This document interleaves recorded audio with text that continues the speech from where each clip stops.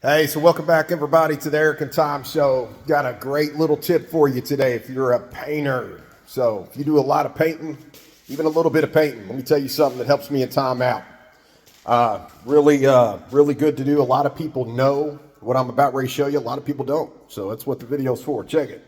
When you get into a house and you got a boatload of painting going on, this is a lot of the paint we've already ran through. We got more in this room over here we've already ran through.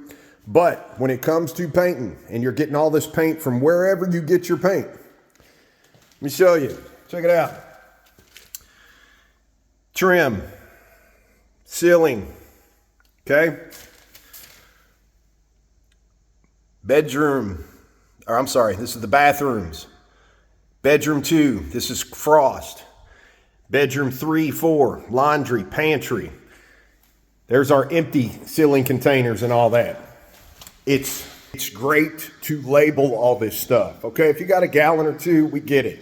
But when you're dealing with entire houses, multiple colors, multiple trim, ceiling, wall color, bathroom, exterior, interior, great way to do stuff. Look, here's one of our 5s right here.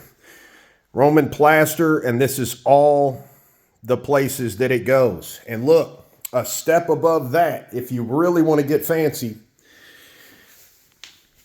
we use a lot of these paint cups just like everybody else, and we actually use the liners that go in there. It makes it easy to pull that right out, put a new liner in. So if you're going to go to the trouble to do all that and label it, check this out.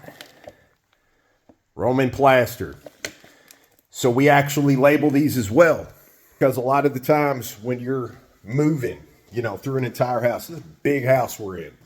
8-9 days worth of painting, ceilings, again, trim, everything else. When you're moving through and colors are very close to the next color, sometimes it's hard to tell the difference, and you do not want to find out the hard way. Last but not least, this is the room I'm getting ready to start in right here.